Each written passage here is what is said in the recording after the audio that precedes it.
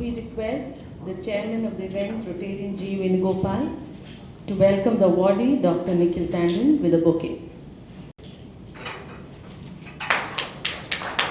Request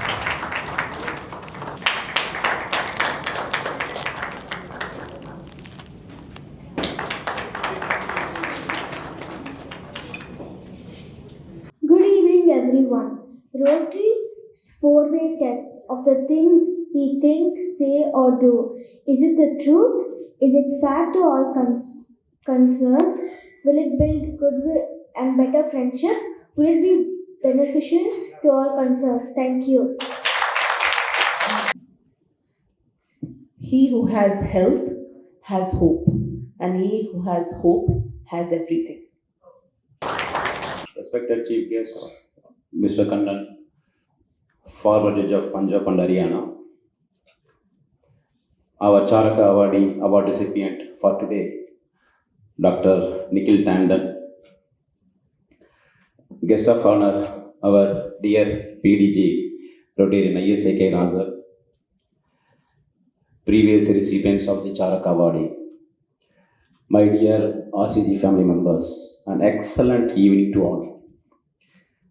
I take immense pleasure in welcoming you all for the 11th edition of Charaka Award meeting.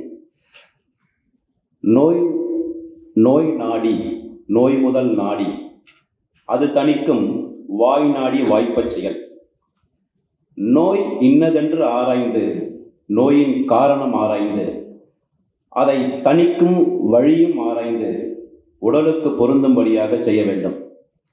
I translate: diagnose the illness, trace its cause, seek the proper remedy and apply it with skill, says the Tirukkural. That is the duty of the doctors, and we deem it our privilege to honor them with the Charaka Award each year.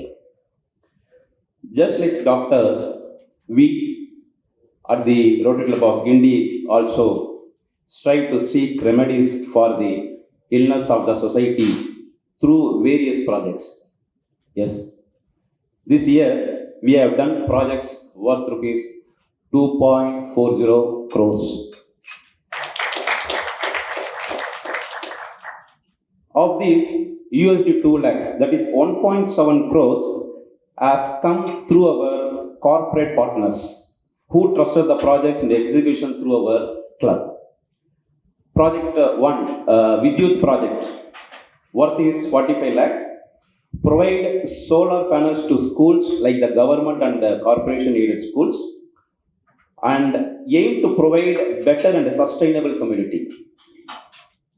Next project, Pathshala, building 2 classrooms and library at a cost of 25 lakhs, target the need of children's education. Project 3, Arumbugal project, providing cardiac surgeries to children at the Child Trust Hospital at a project cost of 25 lakhs, gives infants a fresh lease of life. Project Arogya, provide ultrasonography machine to VHS Hospital at Taramani at a cost of rupees 55 lakhs to make diagnosis of cancer faster. Dialysis machine project at a cost of rupees 25 lakhs are to be donated to government hospitals or trust hospitals run by trust in Chennai to provide cost-free dialysis to the sufferings of those suffering from renal disease in the society. And last project, Gurukul, providing smart boards to government aided schools and the corporation schools for the value of 55 lakhs. Friends, with all your support, this year we have set the benchmark of 2.5 crores worth of project through our Rotary Club of Guindy. I am proud to say that this is happening because of all your support and guidance of past presidents and all the senior members. Thank you so much once again. This year the project have been planned to create hope in the community. This year theme is create hope. So we are creating hope in the community this year at a cost of 2.5 crores. The project is already halfway through. All of us to strive to our best to make our community a better place and will continue to do so. With this achievement, I welcome you all for once again to this Charaka Award meeting. Welcome. Thank you. Ladies and gentlemen, the prime focus of today's meeting is the Charaka Award. For the benefit of those who are uninitiated and for the fond recall of the regulars, it would be appropriate to throw light on this award instituted by RCG. May I request Rotarian Radha Krish to tell us more about this prestigious award. What makes this world beautiful is a word called inspiration. Inspiration comes from within to everyone. A lot of inspirational stories happens around us. It's important for organizations like us to bring these inspirations to the knowledge of people so that they get inspired. That's the reason for all these awards, ladies and gentlemen. Dignitaries on the dais and off the dais, vanakkam. Best thing about India, our country, the rishis and scientists are not two different people. They are rolled into one. One such rishi and scientist is Charaka, the pioneer of Ayurvedic medicine. All over the world, the scientists are knowledgeable, but our scientists are enlightened rishis. That's why the world is looking at us. One such person is Charaka, father of medicine. This particular award is given to the professional from the medical field, super specialist in their specialization with proven track record of continuing research and collaborative research work and service to the needy. Rotary Club of Guindy, since chartered, known for its community service health projects in the year 1998-99, during the presidency of our Rotarian J. Venugopal, got introduced to Dr. Naeem, R.C. Lawrence Cobb, and a Rotary dental volunteer across the globe. He wanted to start dental project in India. Thus began the journey with Rotary Club of Lawrence Cobb, Norway, and Friendship Association, Oslo, Norway. This, thanks to the Rotary International voluntary program, we had 110 Rotary dental volunteers from 52 countries across the globe who spent 1 month in school, old age homes, community centers, and remote areas. Thanks to the matching grant from TRF and large-hearted members, our mobile dental unit equipment with the mobile dental unit accessories, medicine, and 5 kVA generator could conduct dental camp in even the remote areas. In recognition to this God's service, we gave this Charaka Award first in the year 2013-14. Rotarian Neelakandan as the president and our charter member PP Rotarian Venugopal championed the dental project. Some of the previous awardees to recollect 2013-14, Dr. Ajit Mullaseri, cardiologist. 2014-15, Dr. Mohan Kameshwaran, ENT Padma Shri. 2015-16, Dr. Mohan Vishwanathan, diabetologist Padma Shri.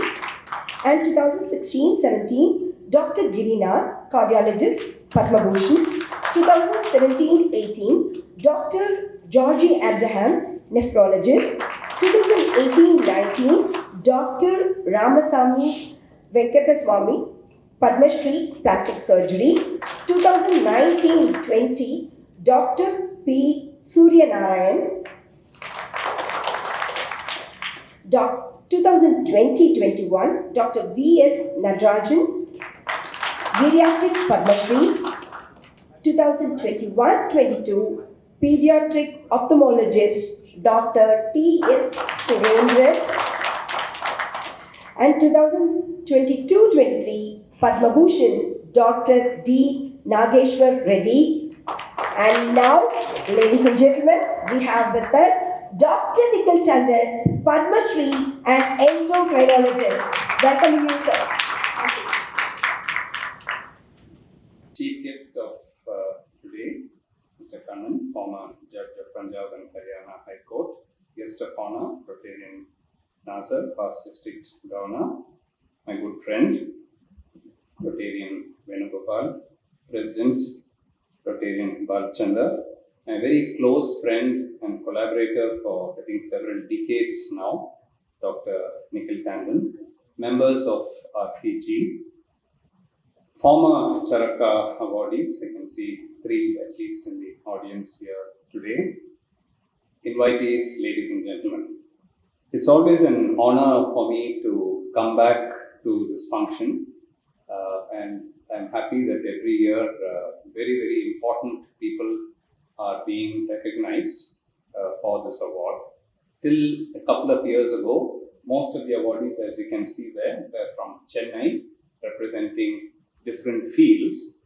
And then last year, Rotarian Venugopal felt that we should now become national. And so we went halfway across India, and we are very lucky to get another friend and classmate of mine, Dr. Nageshwar Reddy. We did MD together in Madras College. And this year, we have gone to the capital, and we are very, very lucky to have Dr. Nikhil Tandon with us.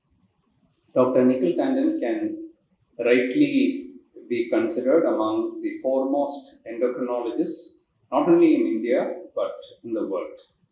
His field of activity covers all aspects of endocrinology, since he heads the Department of Endocrinology and Metabolism at India's premier and most well-known medical college and research institute in the country, the All India Institute of Medical Sciences, New Delhi. Having taken his MD from All India Institute, he then went abroad and did his PhD in UK, and then came back to serve his motherland. And ever since then, he has been at AIIMS, New Delhi, heading the endocrinology department. Dr. Nikhil Tandon can be rightly considered one of the foremost researchers, not only in the field of endocrinology, diabetology, and metabolism, but among all fields of medicine in India. If you were to pick the top 4 or 5 researchers in any field in India, Dr. Nikhil Tandon will definitely feature within that. We have had the pleasure and honor of collaborating with him. We run the Madras Diabetes Research Foundation, and we have had direct collaboration with him. We've lost count now how many grants we have held together. But I'm making a quick check on the way here as to how many publications jointly we are listed together in PubMed, and I saw 108. But I'm sure they're missing a few. So 108 publications in which we are jointly together. So that's how long we have known each other. He heads the ICMR unit on young diabetes. So we have a registry for young diabetes, which means, I'm sure he's going to talk about all that in his talk, so I won't steal the thunder. But this young registry is run in Delhi and Chennai and Mumbai and Dibrugarh and Orissa and a few other places, Calcutta and a few other places. So it collects all people with young diabetes, which means not just type 1 diabetes or type 2 diabetes, the genetic types of diabetes, and he coordinates this whole thing for the country. He is also involved with us in the large mega study of India that we did, looking at the prevalence of diabetes in the whole of India. That's called the ICMR INDIAB study. And he was a PI for India, for Delhi, as well as he was an expert committee and helps to run that. Apart from that, he represents the government, in many bodies, the Department of Science and Technology, Department of Biotechnology, Indian Council of Medical Research, the Ministry of Health, the World Health Organization, and many other bodies he sits. So if you find any guidelines for treatment, for example, the treatment of type 1 diabetes, the ICMR guidelines, the treatment for type 2 diabetes, you'll find Dr. Nikhil Tandon is one of the principal people to get these guidelines together. His research work is not just clinical, where he studies his patients at All India Institute very deeply and publishes them. But then he also involves the community. So several epidemiological studies, and you know how difficult it is to do epidemiological studies, but he's involved in huge epidemiological studies of different aspects of diabetes. And one of his pet areas is gestational diabetes. That means diabetes coming during pregnancy, and usually it goes away after pregnancy, and it's called GDM for short.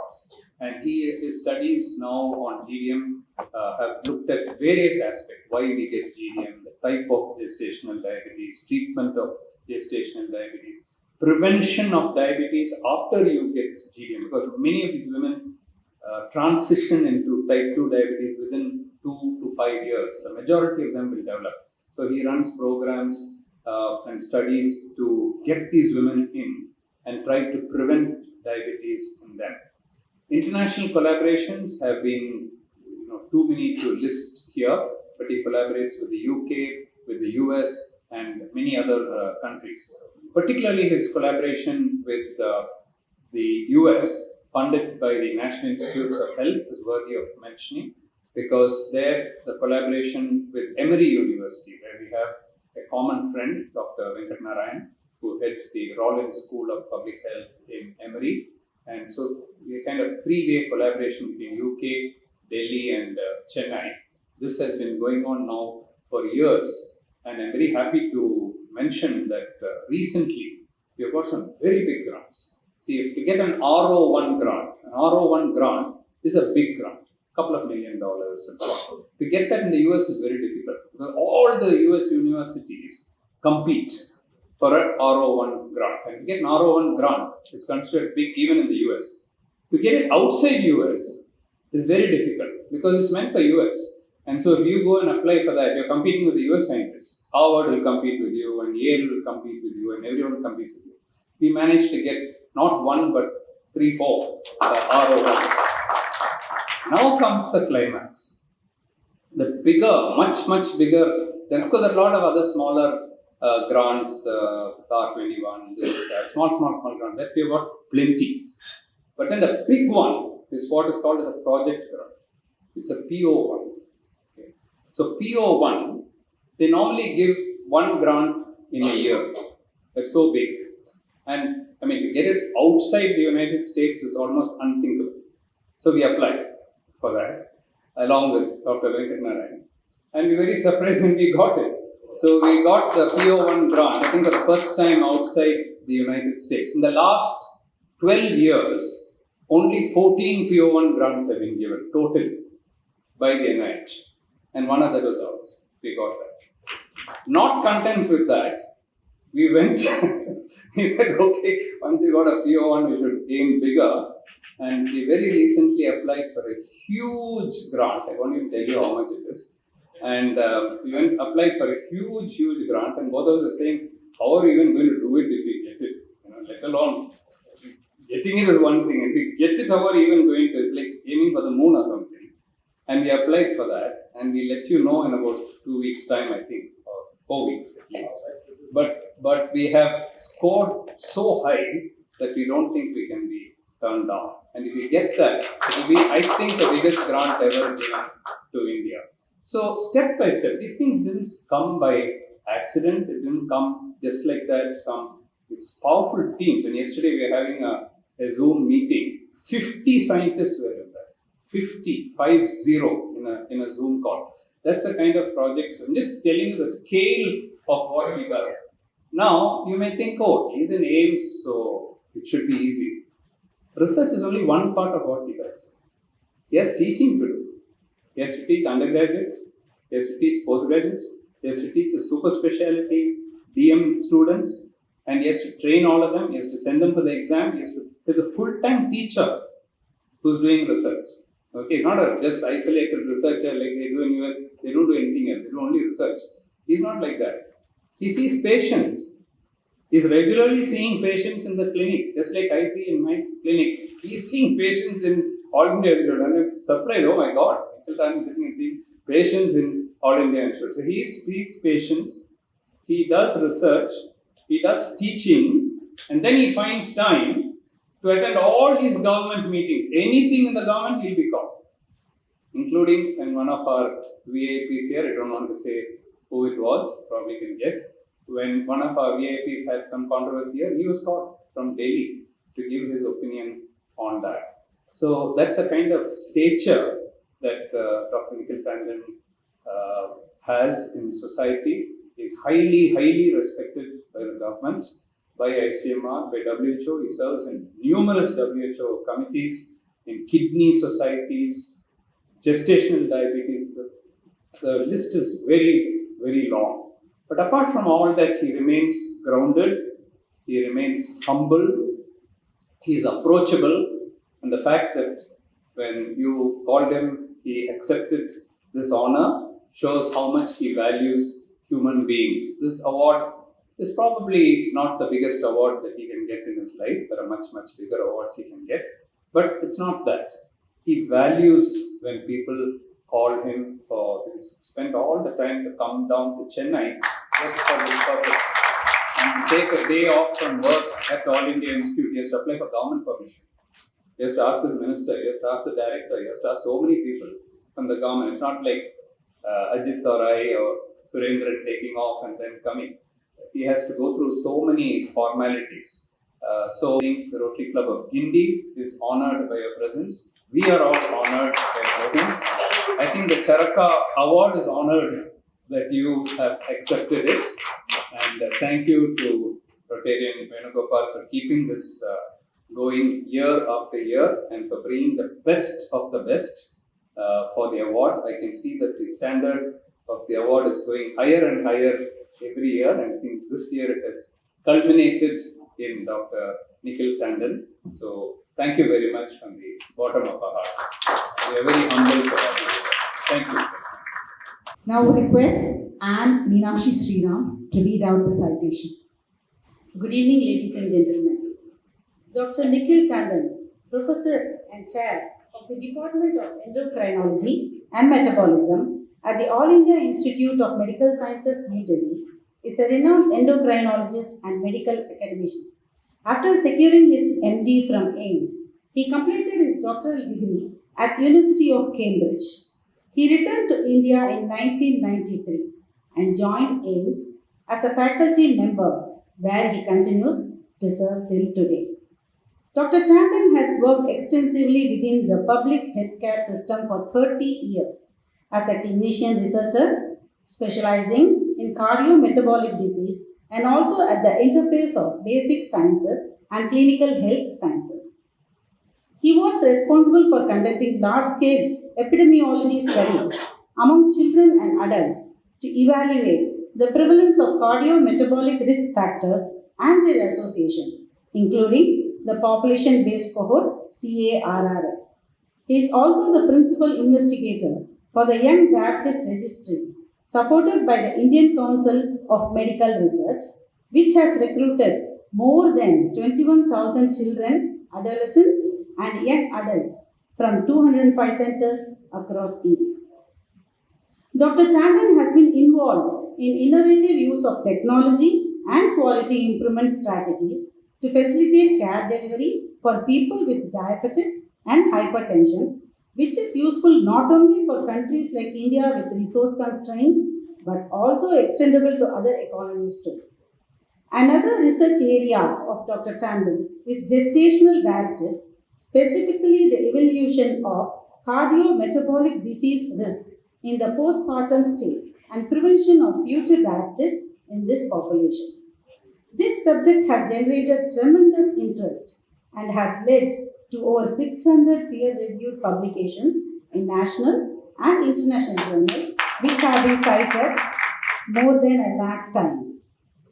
Dr. Tandon has served on several WHO expert groups, including those for updating the WHO definition, diagnosis, and classification of diabetic mellitus and intermediate hyperglycemia, and the WHO Southeast Asia NCD Regional Expert Group on non-communicable diseases, and on the newly constituted WHO Technical Advisory Group of Directors.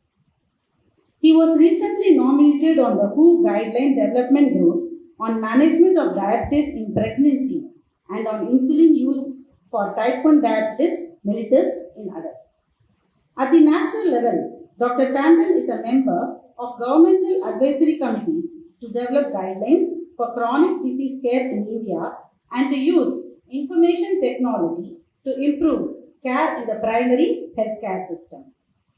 He chairs the Technical Advisory Group of the ICMR Young Diabetes Registry and is a member of the Technical Advisory Group for the National Program for the Prevention and Control of Cancer, Diabetes, CVD and Stroke, now renamed the National Program for NCDs.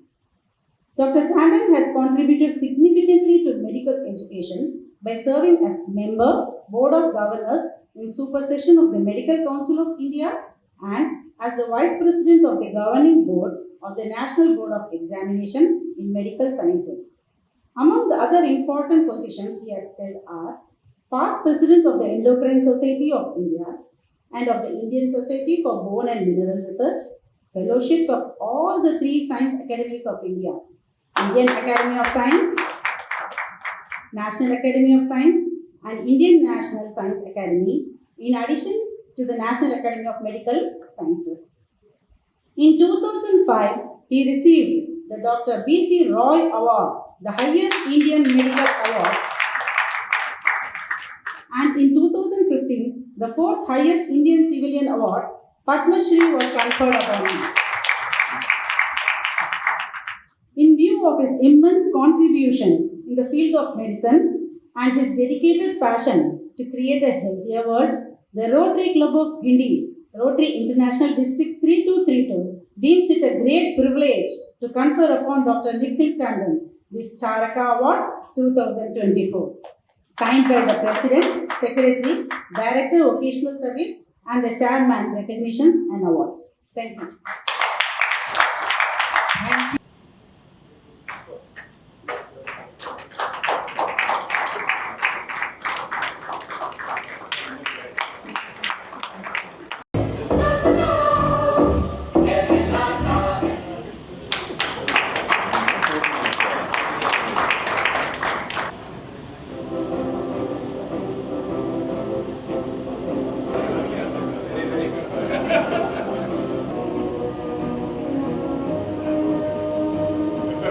We are all ears to hear our illustrious and internationally acclaimed endocrinologist, recipient of the Charaka Award 23-24, Dr. Nikhil Tandon. Well, very good evening to everybody. It's a humbling experience. First, like thank the Rotary Club of Guinea who have considered me. And, it's the fact that they've looked beyond the shores of Chennai and they cast their eyes on me.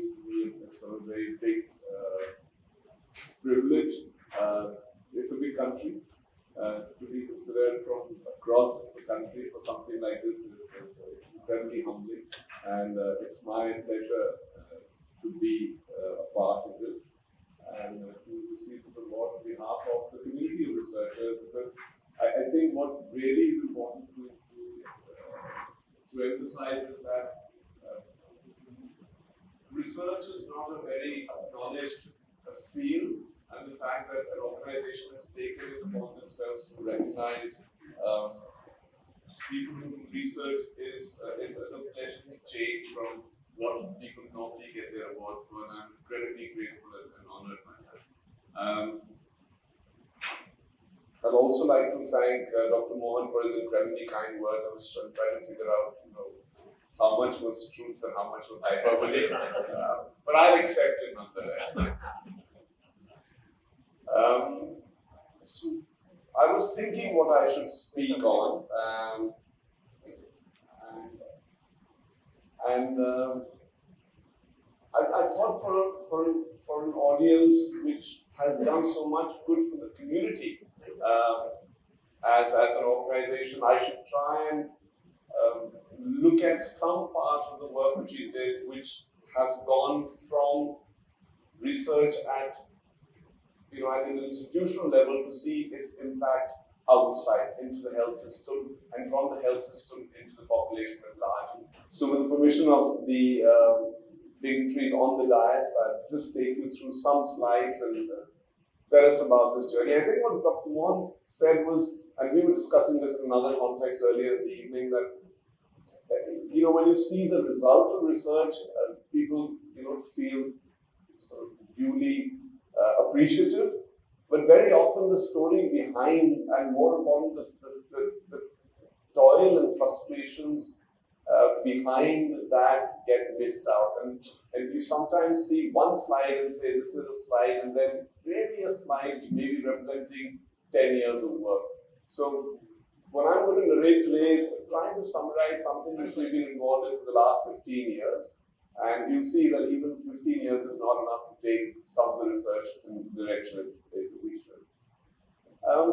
So I'm going to talk about two areas. One is the whole issue of healthcare technology, and technology is critical. I mean, a lot of the improvements in medical care have not been because of doctors, but have been because of physicists or engineers or chemists or biochemists who brought in technology to improve our ability to diagnose and treat. And I think that's important to understand, that the whole area of healthcare technologies, which could be medicines, which could be devices, which could be the software, which could be whatever, is important. The only thing is that it should be used sensibly, and it should be affordable so that the common person can utilize it. I mean, having technology which may be exceptional, Dr. Mohan and I were discussing some treatment for type 1 diabetes, and it's, we finish off the state's healthcare budget if we gave that for 3 people. So, it doesn't really help us in that sort of sense. The other thing is to understand that, and Dr. Surendran mentioned something when I was talking to him, that he said, we work as a team. So to think that doctors alone are delivering healthcare is, I think, giving us too much importance.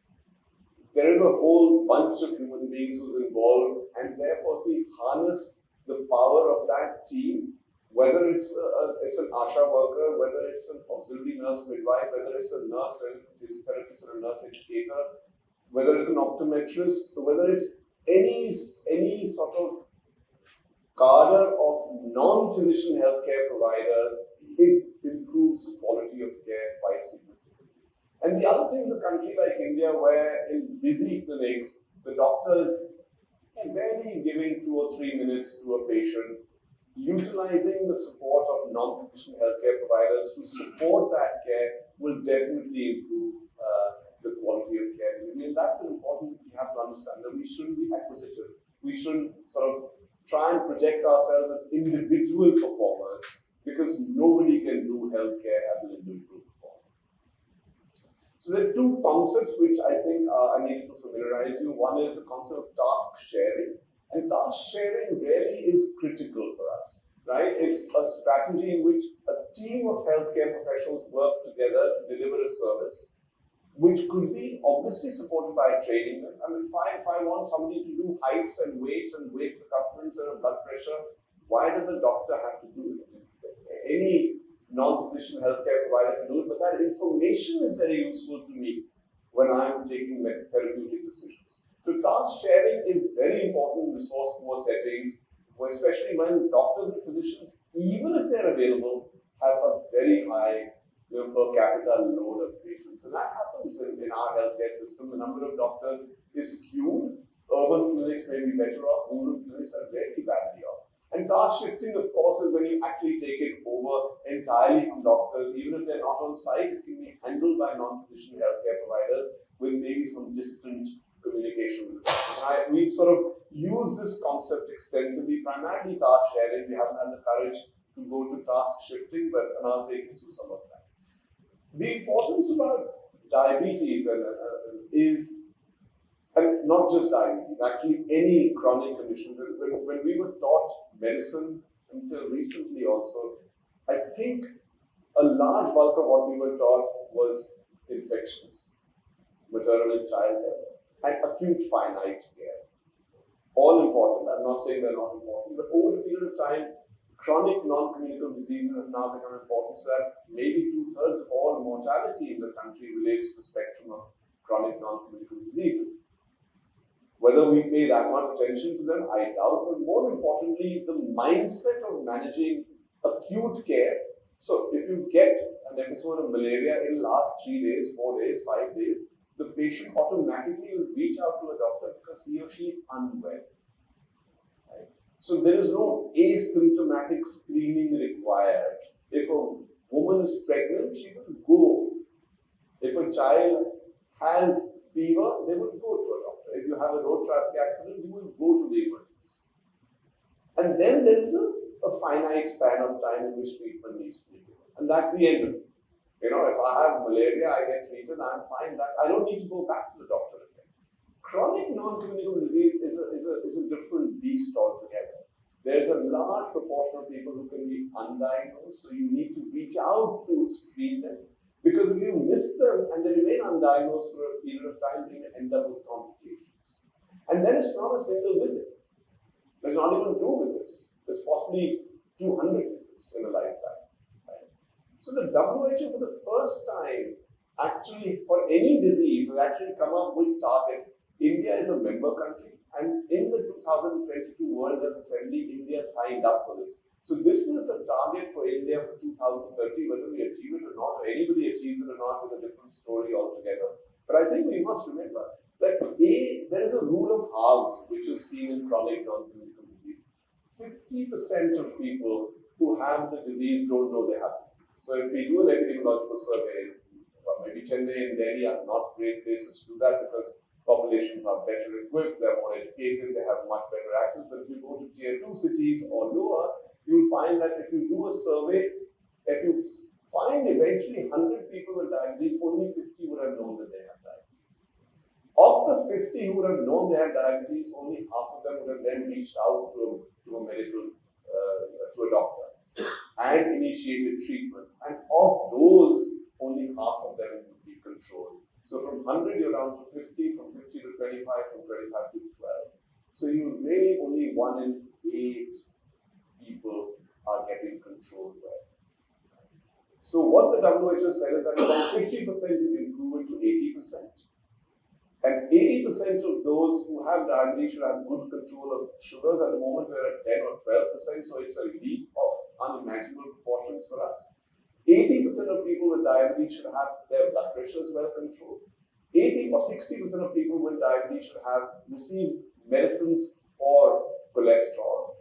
And 100% of people with type 1 diabetes should not only have access to insulin, but affordable insulin and blood glucose monitoring, because one in the absence of the other is not useful. So these are 5 targets which the government has accepted. But like Millennium Development Goals and Sustainable Development Goals, acceptance and achievement is that both are A, but there's a long, it's not even an A to Z story, it's an A to A story, we often don't reach from A to A. And so this is really the continuum of care, which is important for the rest of my story. You should be able to screen people, identify, confirm their diagnosis, start them on treatment, monitor them so that you can control them. As opposed to, I have malaria, I'm not belittling malaria, but I have malaria, I will get treated in 5 days or 7 days, I should be fine. So this circle goes round and round and round. This is the story of a secondary analysis we did with colleagues at Emory. Dr. Mohan referred to that, looking at the chronic, the continuum of care in diabetes, and you can see the step down at every level. At every level it goes down, and the starting point itself is really low in rural India. And then if you start going down, you'll find that there is a perpetual step down from numbers treated, numbers diagnosed, numbers treated, numbers controlled. And therefore, what I'm trying to insinuate here is that treatment here or improved quality of care will therefore require that you intervene at each of these levels, improving the screening numbers, improving the diagnostic tests, improving initiation of therapy, monitoring and control, which is very different from give a course of antibiotics or give a course of antimalarials, which is for a finite length of time. Now I'm going to introduce a second concept because the entire talk depends on health task sharing and the clinical decision support software. Now, think of me as a primary healthcare doctor, a medical officer sitting in a primary health center or even a community health center. I have to see, coughs, cold, pneumonia, diarrhea, tuberculosis, malaria, everything. To expect me to be on top of the guidelines or even remember how to treat 500, I've forgotten how to treat most infectious diseases. I mean, I'll be very honest here. If you tell me treat somebody with tuberculosis, I really don't know what the revised program for care of tuberculosis today is. Whether it's 6 months or 7 months or 9 months, and which tablets to give for 2 months and which tablets to give for 4 months after, I don't know. Well, I do know, but I feel happier if my colleagues who do that is a full-time job to it. So if I can say I don't know how to treat them, why are we expecting one human being sitting in a primary health center to treat everything? Know what is the dose of statin to be given, what is the best antihypertensive to start with, which best medicine for tuberculosis to give, and how to treat diarrhea in a child as well as in an adult.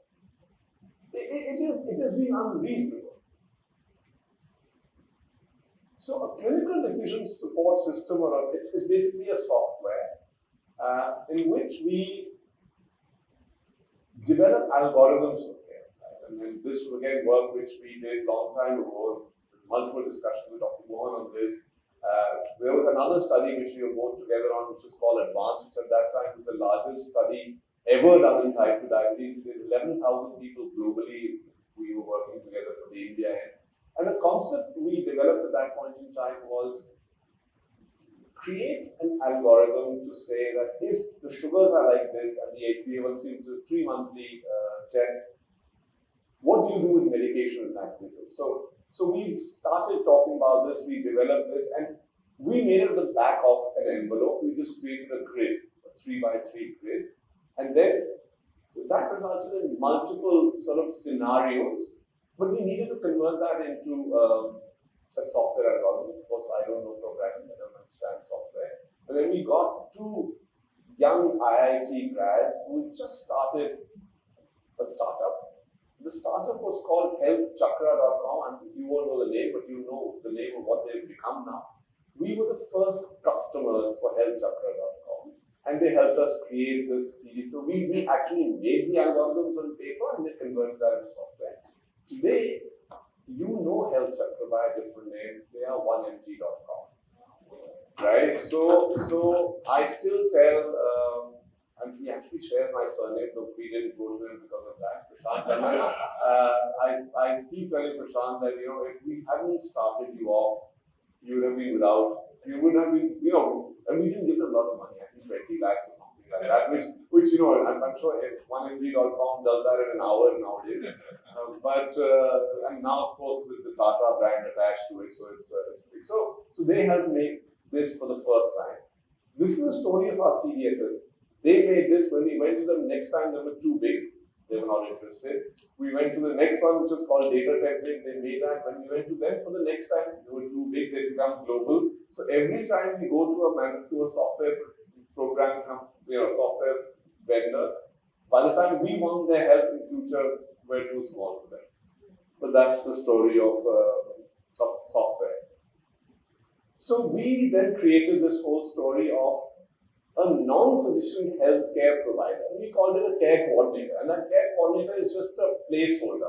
The dietitian in your clinic, in fact, the reception clerk in your clinic, if they've been trained well enough, a nurse, anybody.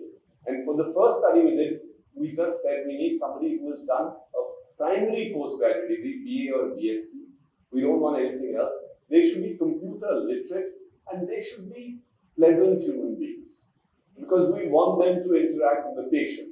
Remember that there is a big gap between the average patient in this country where they feel they think doctors come from another planet, right? I mean, they will never open up. And for managing diabetes, managing heart disease, the number of non-medical variables which come into play, the stressors of daily life, my daughter is getting married, I'm preoccupied with that. I'm not worried about my diet or my physical activity. My son is having class 12 board examination, that's the end of the world. I mean, nothing else matters when there's a child having a board examination. There are other strikes, somebody else is unwell. Those issues impact hugely on care, right? But the doctor is going to give them 2 minutes.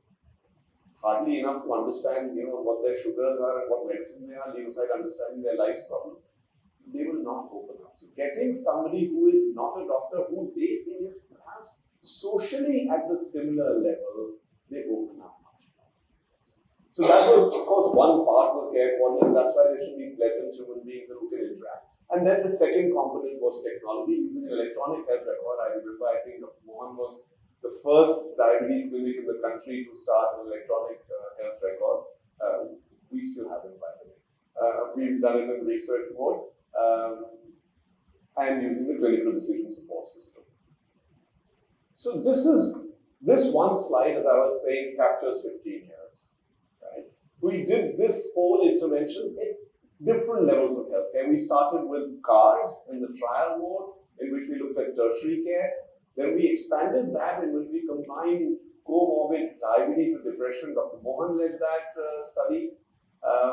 Then we looked at the community level, in which we looked at something called a SIM card, because you use a phone. It was simplified cardiology management, but it was called SIM card because it was on a phone. We also did it in the secondary care, in which we did it in all secondary care facilities in one district in Himachal Pradesh.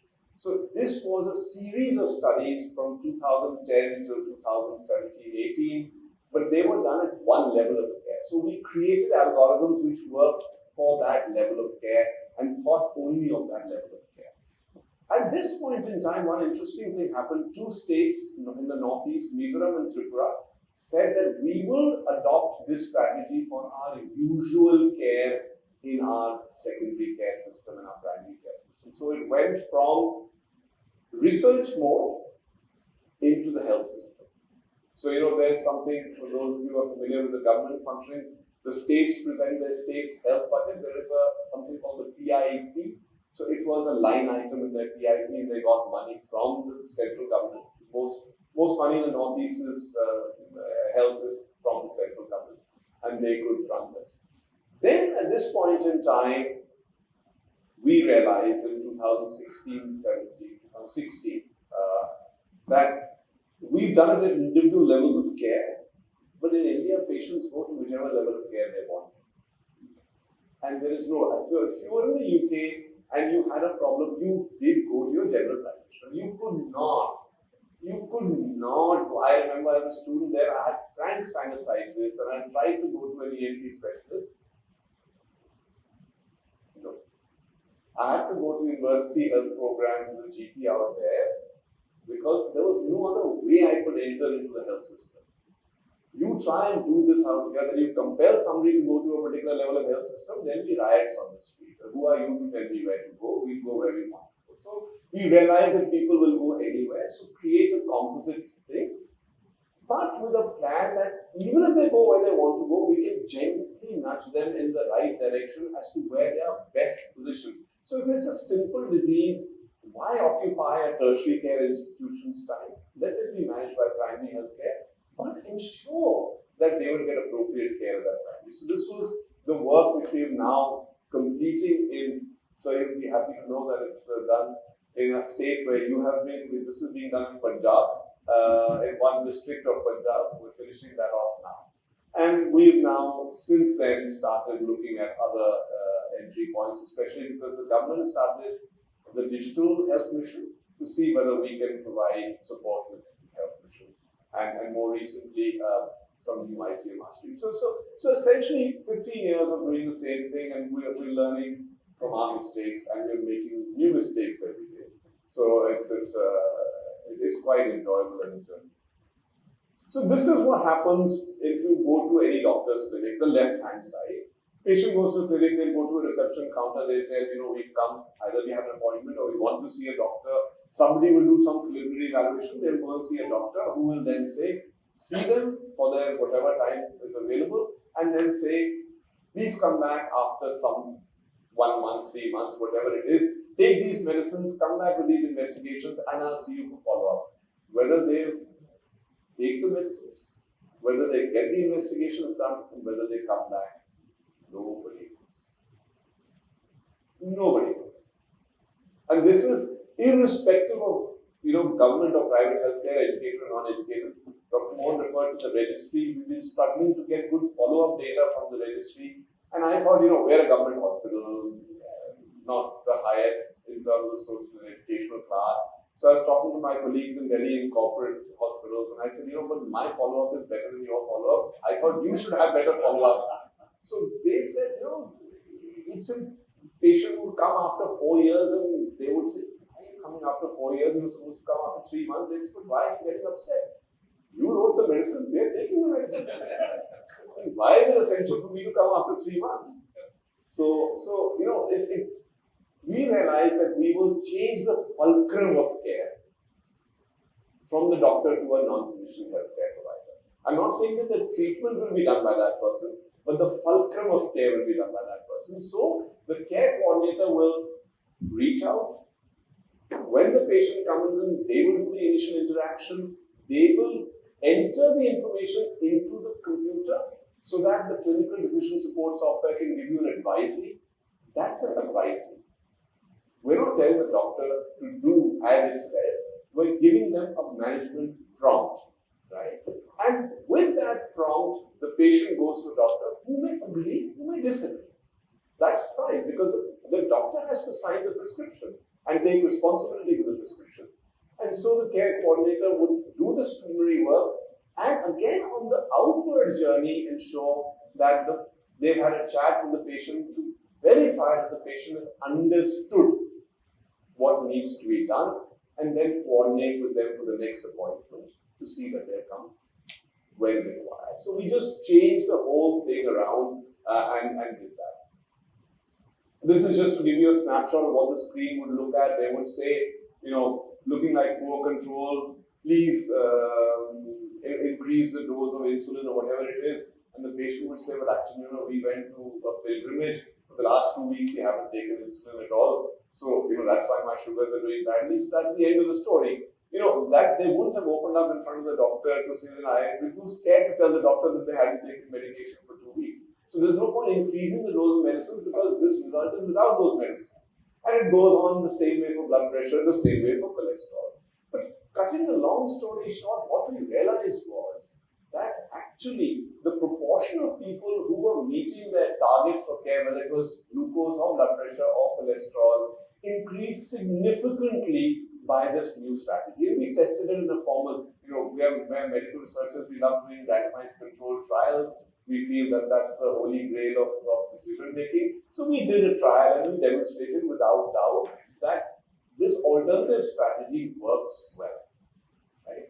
So we did that, and you can see, and these graphs essentially show one thing, that if the decision support prompts were accepted uniformly, as opposed to when they were not accepted over a 20-month or 24-month period, there was a definite difference in their blood glucose control, in their blood pressure control, in their cholesterol control. So the clinical decision support system, along with the triaging by the care coordinator, improved the quality of care as measured by intermediate outcomes, that is, their biochemistry and their blood pressure. And we know historically that if this improves, the complication rates go down. And we definitely improved the processes of care. So people came more often to see the doctor, came more often, got their eyes shown more frequently, got their feet shown more frequently, got their blood pressure measured more frequently. Everything improved by doing this. Right? And interestingly, we then asked the physicians, now that the study is over, would you, if you had the opportunity to continue with this, and we got a resounding yes, because they felt that their own clinic management had improved because of that. So that was and otherwise normally what happens is people are enthusiastic during the research project, and we did this in 10 sites across India, and it was acceptable. Then we did the same thing in Himachal Pradesh. I mentioned in a district called Solan. We did it across 5 secondary care institutions, which are called community health centers in the district hospital. Again, I'm not going to go into detail. This time it was the nurse in the clinic, because this was a government facility, there was a dedicated nurse. The nurse did it, and we gave her a mobile phone in which we put the algorithms inside. And again, you can see a definite improvement in sugars and blood pressure, which was visible. And based on all of this and work which we did in the primary care, which I haven't mentioned, we then shifted to this work in Punjab. And this is a lot of people involved, just to say that, again, there's a huge shape. Dr. Mohan referred to 50 people on a Zoom call. It's again, there's a lot of people who get involved in all of this. This is just to give you a sense of the fact that multiple people have contributed to this work. And essentially, where I was fortunate was that I was part of the committee which was helping develop. So this time, the electronic case record form has been created by the government. So the government is moving digital. This happened in 2017-18, and I was there on that committee. So what helped was we helped refashion the capture points on that form, so that all that was required for a clinical decision support software could be captured by the non-physician. And so once again, in the journey of the patient, we said the patient goes through the auxiliary nurse midwife or the nurse in that particular facility. That data can be entered by the non-physician, and a management advisory be created and handed over when the patient goes in to see the physician.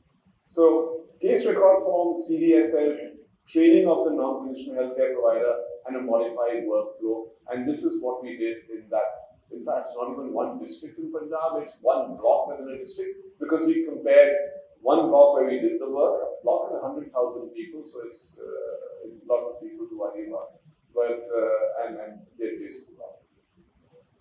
So the other thing which we decided here was to change algorithms, because there's no point saying that we make an algorithm for diabetes based on glucose and HbA1c, when HbA1c is not going to be done.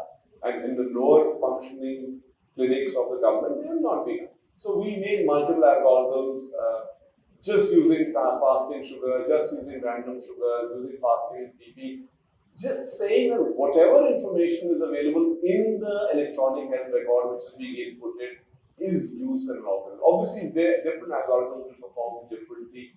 The more the information, the better they will be. Blood pressure is relatively simple, because irrespective of whatever, everybody can get a blood pressure measurement. And we worked on systolic and diastolic, and nothing more complicated.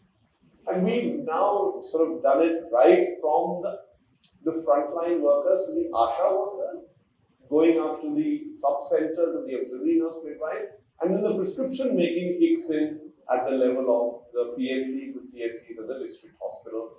Now, the other thing which people start getting worried is, where is my data going? Well, the clinical decision support software is just a separate plugged-in software. It doesn't store any information. So this is, in the case of this model, it's the government's NCD portal. Tamil Nadu, till maybe a few months or a year ago, used to have their own NCD portal for the government, but I think they have now transitioned to the central government's NCD portal. Maybe a couple of states haven't, but the rest have. So all that we're saying is that this, if people understand software language, which I don't, it's called an application programming interface. So through an API, it plugs into the government software. It just takes data from there, runs the algorithm, and sends it back. So the data is where it is. I don't have data. All the work that we've done, I don't have direct access to the data because it's lying in the government portal. So there are no additional privacy issues. Whatever privacy issues there may be with the government's portal, those issues obviously will remain. And this was the workflow which, as I already mentioned, screening by the non-physician, looking at the decision support prompts, and then going around. And this is the sort of printout that comes out. which captures the medication, gives them the advice, tells them when they want to come back. So this has been now fairly well streamlined in that place, and we have now, so in addition to writing papers, which a few of them, as Dr. Mohan said, that's one part of our enjoyment, writing 100 papers together. But besides writing the papers, I think on this instance we've actually done some additional good for society. So this is the National NCD portal. It's got nothing to do with me. This is the government's National NCD portal. So nearly 50 crore people are enrolled. Right? Now, if the states, now health is state subject, so whether the state wants to incorporate the CDSs, it's their view, their decision. That technology can be made available, but it's at least we're academic researchers. We don't run health systems. We do the technical part. We provided the evidence. Taking it forward has to be people who do health policy and health systems, because we don't run those. So the sort of achievement in my mind was that last year, when the government revised the guidelines for the national program, is now called, it used to be National Program for Prevention and Control of Cardiovascular Disease, Diabetes, Stroke. Then one disease got added, then second disease got added, and third disease. So it was kind of like 12 diseases. It took an hour just to take the name of the program. They just called it now National Program for NCDs. So I can say with pleasure that they have put in the operational guidelines that the CDSS is an add-on which is available, and that states can opt for this if they do so want. So that journey, starting from a tertiary care randomized control trial, has reached to a place where it is on the shelf. Now, whether you pick it off the shelf and read that book, I don't know. But at least, we as researchers can't do more than that. We've taken it to there. Now it's the government's doing, and it sort of describes the whole thing about the CDSS, and it calls it a good practice. So that's. So I'm going to stop here by saying that this journey started by the essential belief of a practicing physician that we are possibly not doing a good enough job in looking after our patients. By doing the same thing again and again, we possibly are not going to make a substantial improvement. Can we find something different? We went in open-minded that what we were trying could have been an absolute and abysmal failure. So be it. But fortunately, it does. It also is important to emphasize, and I keep saying this, that the whole software business goes on a tablet. But much more important than the electronic tablet is the tablet which we put inside our mouth. If the government health system doesn't provide medication, or the individual cannot buy medicine, this software and tablets are not going to make any. So again, we have to understand the incremental benefit has to be over and above the basic requirements for any health system. So I would never like to overstate the case that this is, manna from heaven and everything else is going to be fixed by this. No, it provides an additional benefit. We've demonstrated that additional benefit. It may work in some systems, it may not work in some systems, but at least I think it adds to a cafeteria choice for people to take on board, whether they want to use it or they don't want to use it.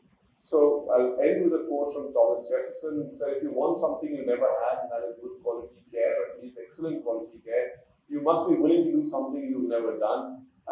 You've got to try different things. And I think it's incumbent on us, as part of our role as physicians, to keep, and different people have done things so differently. I mean, different health institutions have been created by using different models. And there is no one model which is the model, right? These are all different models. It should be known.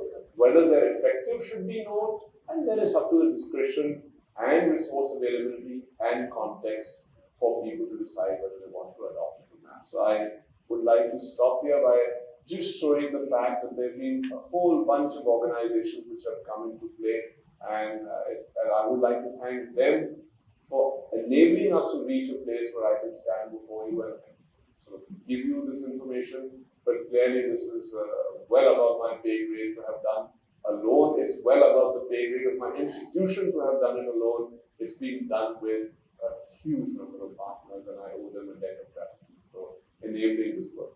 Thank you so much.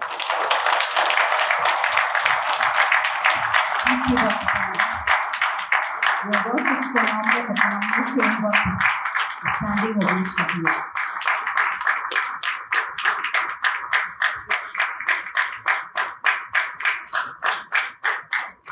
It is my privilege to introduce the guest of honor for the day, Rotarian PDG ISAK Nazar, RC Ananagar Aditya, past District Governor for the District 3230. As District Governor, he inducted over 1,250 new members and chartered 20 new clubs. Ladies and gentlemen, please put your hands together to welcome Rotarian PDG.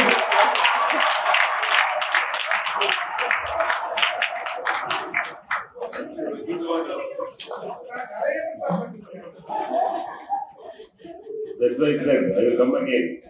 Next time, either Bala or Shankar, whenever you not putting there, she should introduce me again. Thank you, President Bala, Secretary Radha, past President, my good friend, Chairman of this event. Venugopal, and the respected awardee, Padma Shri Dr. Nikhil Tandon, and Chief Guest, former Justice Mr. K. Kannan, and the AIIMS of Medical Fraternity, the earlier former Charaka Awardees. With all the award, you are giving an award to Rotary or any other organization. If you want to check the veracity and the influence and the importance of that award, is to see that the earlier awardees attend the functions. Here, not one, 4 earlier awardees are here. They are all doyens of truly medical fraternity, and each from different fields. And the fact remains, the first awardee, when Neelandan was the president, and we started the Charaka Award, the first awardee, Dr. Ajit, is here. He received the award in 13-14, if I'm right. And the kind of respect he gives to Rotary Club of India and the Charaka Award and Venugopal is he makes sure that in every Charaka Award he is present here. That's what the testimony and the stamp of importance these awardees give to this award. Rotary International, as you know, it's a global organization. It's not Rotary Club of India alone. It's 37,500 Rotary clubs in 209 countries all around the globe represent Rotary. The Rotary Club of India, one of its constituents. And when award is given by any Rotary Club and today by Rotary Club of India, you should consider as 1.2 million Rotarians worldwide have given this award, and these awardees have given. Actually, I wanted to talk a little longer, but I will cut short because of the paucity of time, and I just want to refer two important things: the relationship between Rotary and medical fraternity. Most of you may not be knowing. Rotary conducted Health First Conference in Birmingham way back in 1942. We had a lot of resolutions. And the final resolution of Health First Conference conducted by Rotary International in Birmingham in 1942 was the world should have a healthcare body with all nations, world nations connected to it. That was the first seed sown for WHO. Today it is there. So Rotary played its role in forming United Nations, UNICEF and WHO. And in other occasion maybe I will speak to you about it. And the healthcare specialists, doctors, there are hundreds in our district and all over the world who are associated themselves into Rotary. In our Rotary district 3232, we have around 6,500 members, among them maybe 400 doctors representing various faculties we have. And the real need for these medical doctors arose when we went through this COVID-19 situation. You won't believe that we formed a committee of doctors from all faculties, and there were 316 medical doctors from various disciplines were part of the WhatsApp group.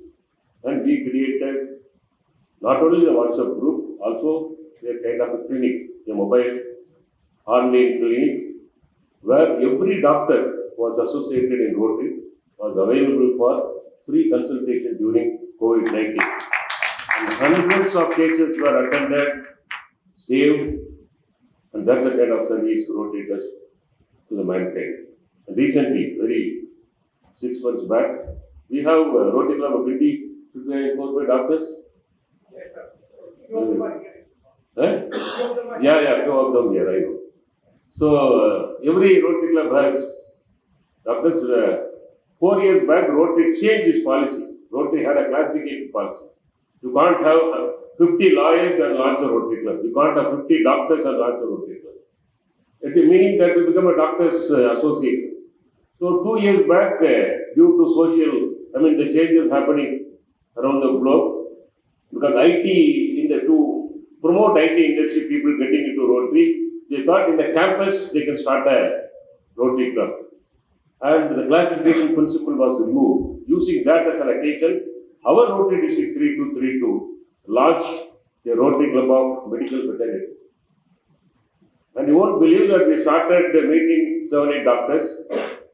Before even the club was born, 10 doctors met, that became 40, then they became 80, then they became 120, and today we have one of the largest Rotary clubs in our district, Rotary District 3232, consisting of 109 doctors. It's called the Rotary Club of Medical Fraternity. You name the faculty, it is there. You name ophthalmology, that is there. You name cardiac, that is there. You name anything from dental to eye to finger to toe. Every doctors are there. And the incoming president of that club is Dr. Vinayak Sindhil. Should be knowing, he is a very leading cardiac doctor. And he presented a small information about his club. Few days back at Malaysia, we went for a training program. He said, his club, Rotary Club of Medical Fraternity, in totality they have 1,750 beds, meaning so many people who own hospitals. And he also said, we have 4 super specialty hospitals, that many doctors are there. And our combined net worth, he said, I don't know, you can refer to it. Our combined net worth is 1,350 crores. See, why I am telling you, that's the kind of a connection Rotary and doctors and medical fraternity has. And bringing a person of Dr. Nikhil Tandon's caliber to Chennai, to Rotary Club of India, making him accept this award, truly it's a honor to Rotary, also to Rotary Club of India. Thank you very much.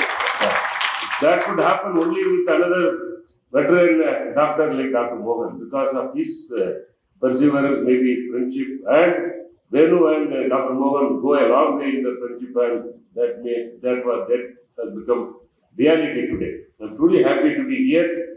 And finally, Rotary is highly respected by doctors, medical fraternity. You get into any WHO office, the moment you say Rotarian, you are offered a seat.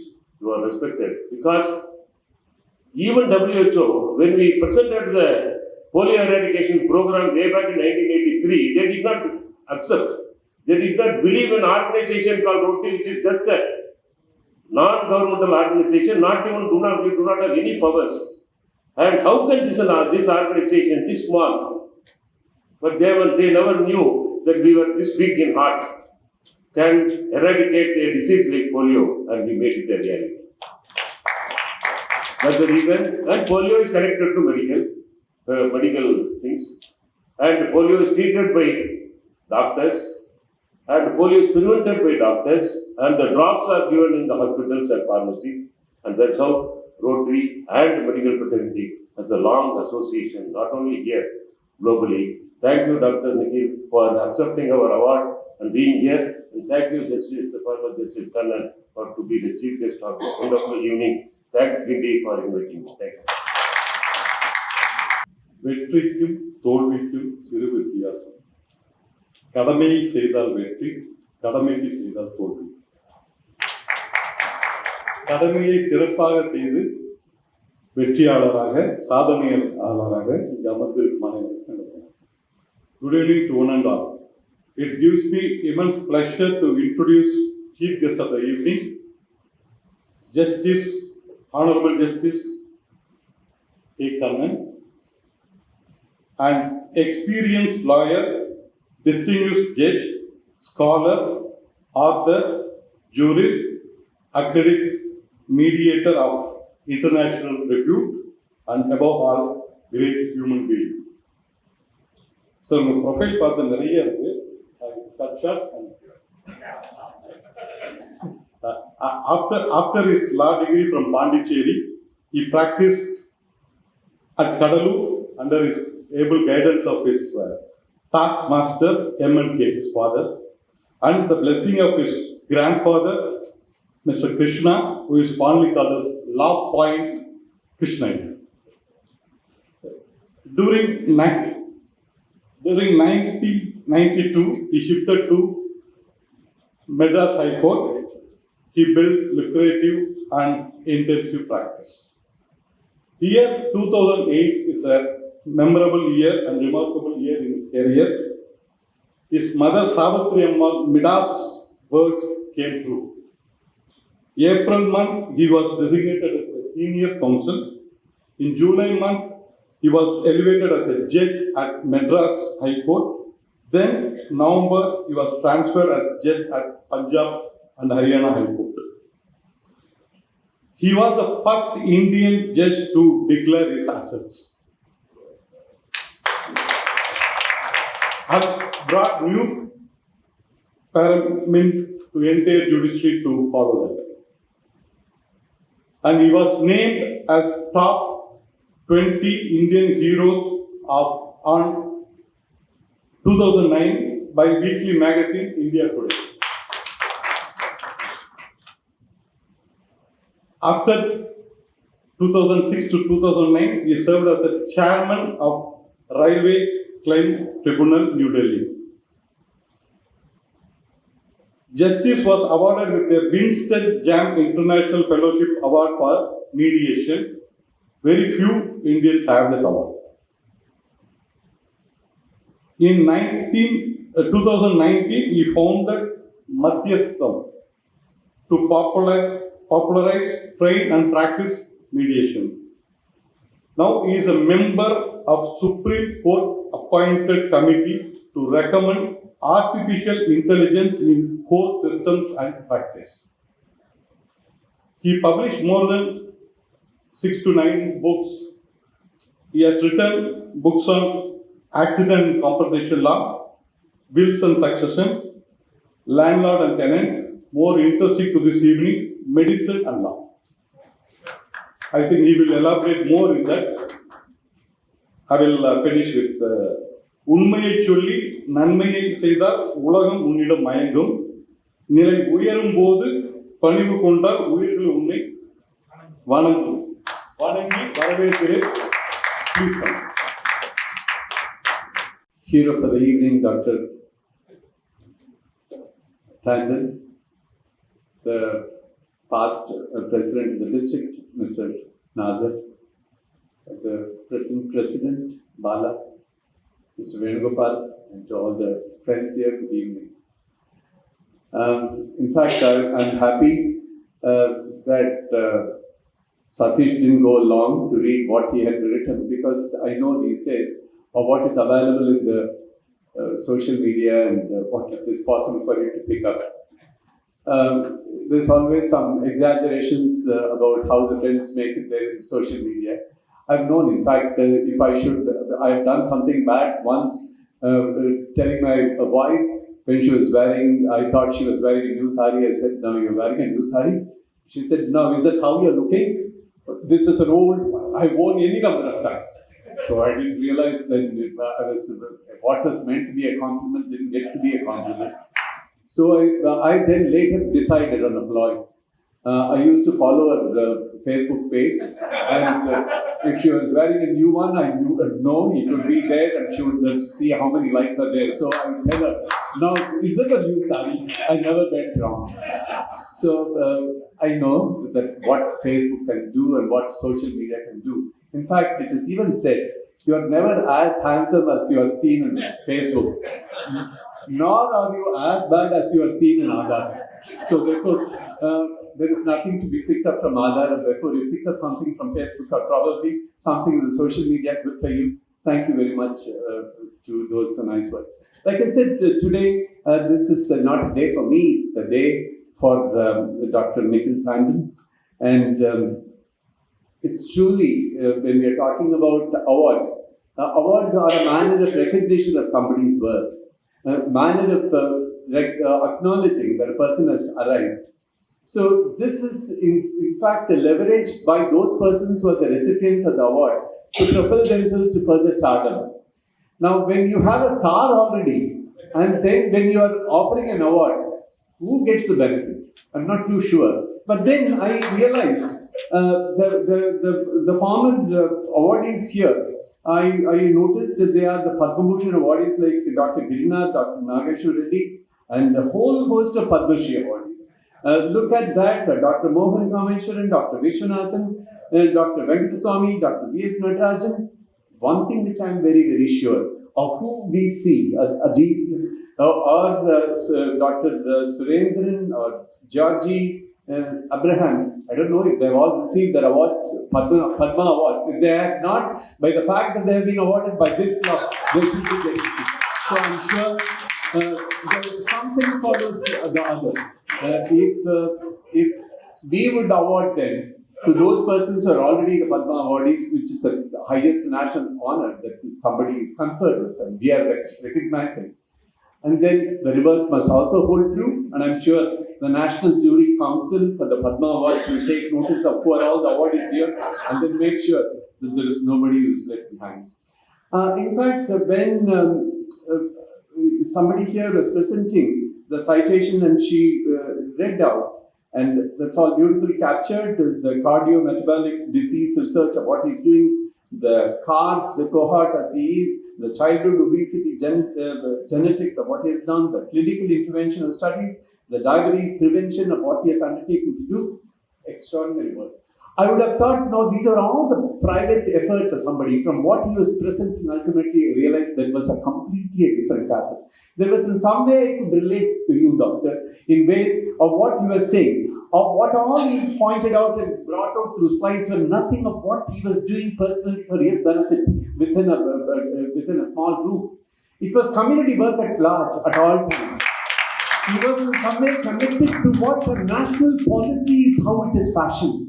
For healthcare, it cannot be merely somebody sitting there in Delhi deciding, yes, people are all keeping bad health, we need to do something. It doesn't work. Some of these doctors having the busy practitioners won't be able to make anything. It is a policy of how healthcare must go to people.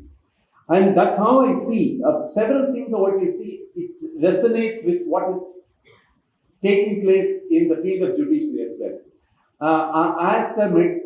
Now with so many medical practitioners and doctors here being the members of the club, 104 of what you were saying, Mr. Nazar, I was kind of, where would I feel excluded? I was thinking, I need to therefore bring a connection.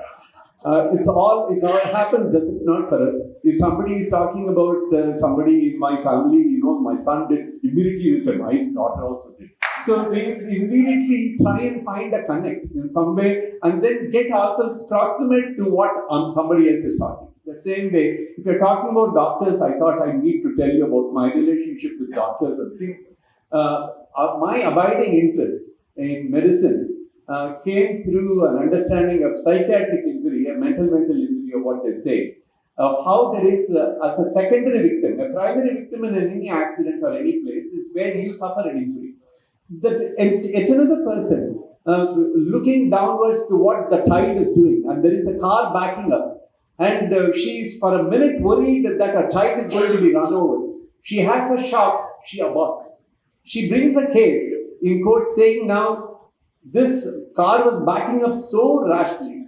He owed a duty of responsibility to me as well, who was an onlooker. I'm a secondary victim. I'm still entitled to damages. The child did not get injured. That's a different thing. But I got injured elsewhere.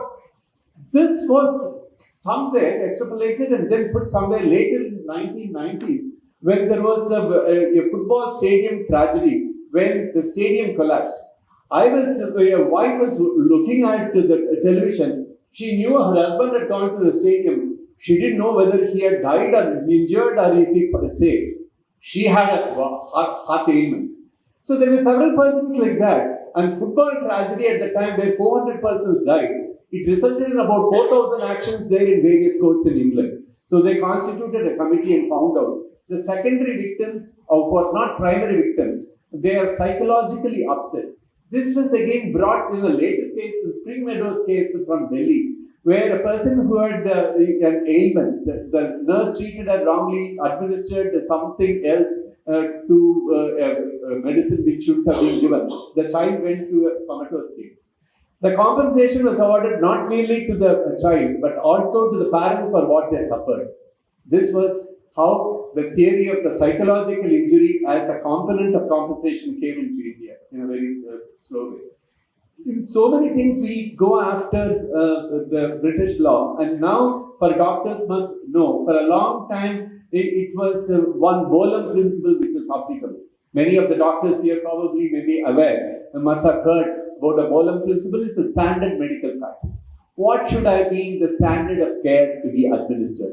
Has that been done? No matter the ultimate failure of treatment was, that the person treated or approached the thing in a way was proper, was what was established in Bolam in 1957 in England. This is the principle which is followed. And there was always a question of how the treatment must happen. In Indian societies, like we see as practitioners of even law, of a person who will come and then say, sir, you know everything, sir, everything you will do, sir. So it's like that for many patients. Doctors, they see them as the demigods to whom they will see their authority to decide what should be done. Tell me, doctor, whatever you say. I should get admitted, yes, doctor. What treatment I'm going to be? I'm going to be saying something? No, doctor, I don't want it. A medical paternalism what existed gave rise to a situation whether there should be a recognition of the principle of patient autonomy, which is a big principle which we keep talking about. So therefore, in one case, in Samira Kohli, from a case relating to, I'm not going to go to details, the issue was what is the standard of care which is to take place, because in US, they had a different approach, that informed consent had a different meaning. We all here, probably every one of the surgeons here will know the informed consent of what is taken. Mostly it is taken by a sister who would not even tell you what it is. Sign here, sign there, sign there. So you say what it is. You are a doctor. So you get care. In fact, it happened to me. I've written books on medicine. And somebody comes in for a small surgical procedure. When she came and wanted me to sign, I was really trying to test. You know what is written there? And I'm very sir. I don't know anything. You'll have to sign. A sister who hands over a paper does not know what she is given. That is the reality here, and therefore, anyway, this informed consent, therefore, Justice Ravindran said in a case that our principle, like informed consent of what the United States talks about, is not applicable to us. Here, doctors are demigods. If they adopt a practice which is standard practice, good enough. Don't ask any more questions. Now, this law, which was therefore the law in India, and therefore said this is what is Bolam. In 2009, when Samira Kohli was decided this way, came a different case in England where Bolam was doubted. They said, no, this does not appear to be fair. These days, every patient must know what is happening. Therefore, in Montgomery in 2015, in England, the Supreme Court, now they have the Supreme Court in England. They had the House of Lords previously, now it is the Supreme Court. There, the Supreme Court said in Montgomery, it was a case of a short-statured woman, diabetes, and therefore, you know what could happen? Dystocia, something of what the child was born with. It was it was a natural delivery which was taken, and what she said in the court was a Caesar must have been the option. They did not do that. They unnecessarily allowed me to take the child per vagina, and therefore this has gone through this kind of a difficulty for my child. I'm now suing you for this. Now, the point was therefore, was this a standard practice or not? And the question again was, what is the degree of disclosure that was necessary? Do you need to disclose to the person, a person who is a diabetic or short-statured, and what could happen when she is having a child? There is no previous history, late primary as well. So you have all those typical situations where every problem you can conceive of, and that probably there was a risk was not explained. The court said even if it is less than 10%, it is a significant risk which you must have explained. And if you are not explained, you are bound to compensate. And they said Bolam is discarded. We have now come by a whole new principle of patient autonomy obtaining privacy. Now, it came in a very curious way in Indian law in Agrasam in 2019 by Justice Indu Malhotra. Always an approach. There is a woman's approach to things. There is a woman way of understanding justice, which my close friend, Justice Prabha, would say, Kannan, you will never understand. There is a woman's way of thinking. Do you know that? Yes, for sure there is, and there is a woman's justice, which is real justice or what can happen. If you're looking for some kind of a balance of where really justice exists, it is the woman's way of looking at it. Do I receive a clap from you? Yeah. But there is also the flip side, where I'm prepared to take his name because he wouldn't mind it. Justice A.P. Shah was my Chief Justice who made me a judge also. He said, now he gave me an advice. When you are ever caught in doubt in the court as to what should be the decision, ask your wife for a decision. Whatever she says, take a decision opposite.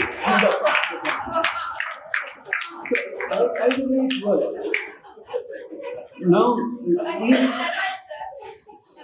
it still happens. The important thing is this now in India, it is not the standard practice which is important.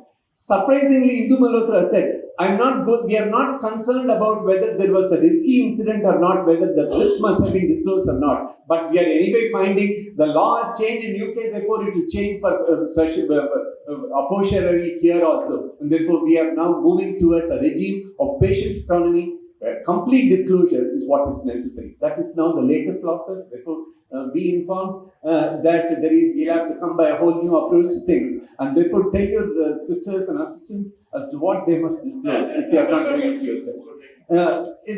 All these in a particular context. In fact, when I was seeing the kind of work of what he was doing, then he's talking about how there is so much of technology which is involved, and when Doctor was talking about, Dr. Tandon was referring to non-physician healthcare persons who are there doing the work, I see an immense relevance of what happens. If you are talking about healthcare, we worry about what causes that health concern for a person or what a litigation could cost.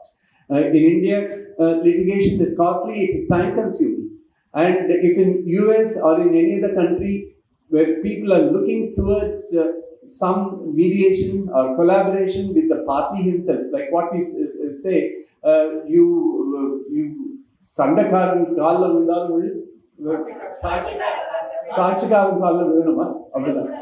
So therefore, what is better? You'd rather go to support a witness than really support a person who is fighting you, because who will support you ultimately? That's how it is now in India as well. We have seen that it's so much of difficulty which we cause.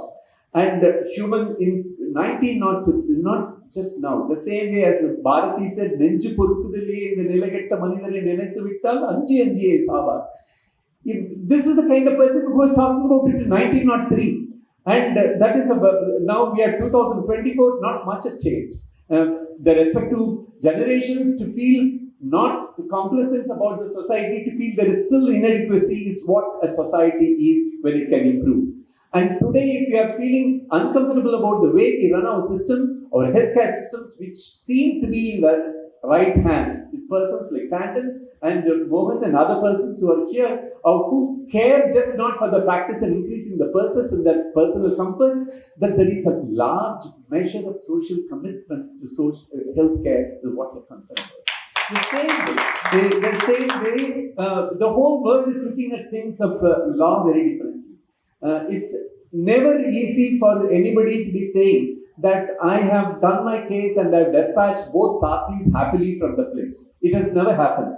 I've always, in my best of judgments of what I've taken, I have dispatched one party unhappy, and many of them believed I was either corrupt or I just didn't understand the case at all. So therefore, it is invariably an experience that the man doesn't understand. He's corrupt. This guy is related to him. This is how the whole thing goes. Because so long as you cede your authority of decision making to somebody else which is not your own self, then you never feel comfortable unless you are successful. And therefore, in the courts of what the lawyers do is a fencing justice of what I should win, and is there a person who is lost, vanquished, would like to be the winner, obviously, and they will therefore be looking to another thing, another way of doing things. We now therefore see, the whole world sees that litigative approaches are not good.